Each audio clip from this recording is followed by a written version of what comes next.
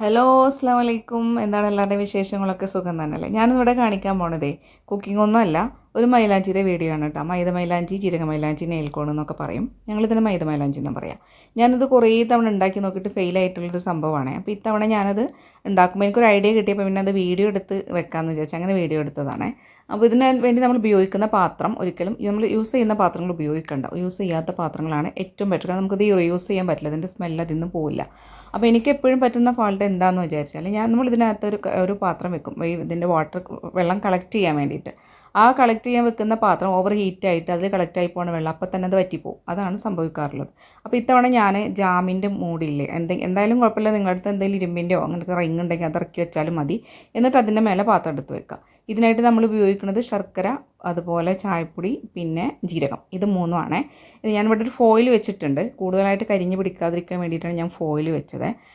അതിനുശേഷം ഈ ശർക്കരയും കൂടിയിട്ടുള്ള മിക്സ് അതിന് ചുറ്റും ഇങ്ങനെ വിതറി കൊടുക്കുക. അതിന് മേലെ ഒരു പാത്രം വെക്കുക. ഞാനിവിടെ എടുത്തിട്ടുള്ളൊരു ഞാനങ്ങനെ ഉപയോഗിക്കാത്തൊരു ചട്ടിയാണ്. ആ ചട്ടിയിൽ വെള്ളം വെച്ചിട്ട് നമ്മൾ ആ അടിയിൽ വെച്ചിട്ടുള്ള പാത്രത്തിന് ഇതായിട്ടിരിക്കണം, കാരണം അതിന് പാകത്തിലിരിക്കണം. കാരണം അതിൻ്റെ ഉള്ളിൽ നിന്ന് വരുന്ന ആവിയില്ലേ, അത് പുറത്തേക്ക് പോകരുത്. അത്രയും ടൈറ്റായിട്ടത് ഇരിക്കണം. അങ്ങനെ വേണം ചെയ്യാൻ. അതിനകത്ത് നമ്മൾ കുറച്ച് വെള്ളം ഒഴിച്ചിട്ട് വേണം വെക്കാൻ. ആ വെള്ളം ചൂടായി വരുമ്പോൾ അതിനകത്തേക്ക് ഐസ് ക്യൂബ് ഇട്ട് കൊടുക്കുക. ഐസ് ക്യൂബ് ഇട്ട് കഴിഞ്ഞാൽ ഈ വെള്ളം കുറച്ചുകൂടി കൂടുതലായിട്ട് ചൂടായി ഇതേത് കണ്ടില്ലേ, ഇതേപോലെ അതിനടിയിൽ വെച്ചിട്ടുള്ള പാത്രത്തിനകത്തേക്ക് അതിൻ്റെ പാത്രത്തിനടിയിലുള്ള മേലെ വെച്ച പാത്രത്തിനടിയിലുള്ള വെള്ളം ഇങ്ങനെ കളക്ട് ചെയ്യാൻ പറ്റും. എന്നിട്ട് അതിനകത്ത് എനിക്ക് വളരെ കുറച്ച് കിട്ടിയിട്ടുള്ളൂ കേട്ടോ. ഞാൻ അതിനകത്ത് മൈദ ആഡ് ചെയ്ത് നോക്കുന്നുണ്ട്. പക്ഷേ എന്തോ കളർ കണ്ടിട്ട് എനിക്കത്ര സാറ്റിസ്ഫാക്ഷൻ ഒന്നും തോന്നിയില്ല ആ സമയത്ത്. എന്താവും എന്നറിയില്ല, എന്തായി തീരുന്നതാണ് നോക്കാം. അതിനകത്ത് വേറെ വെള്ളമൊന്നും ആഡ് ചെയ്തിട്ടില്ല, അതിന് മേലെ നിന്ന് ഇട്ടിട്ടുള്ള വെള്ളം മാത്രമേ അതിനകത്തുള്ളൂ.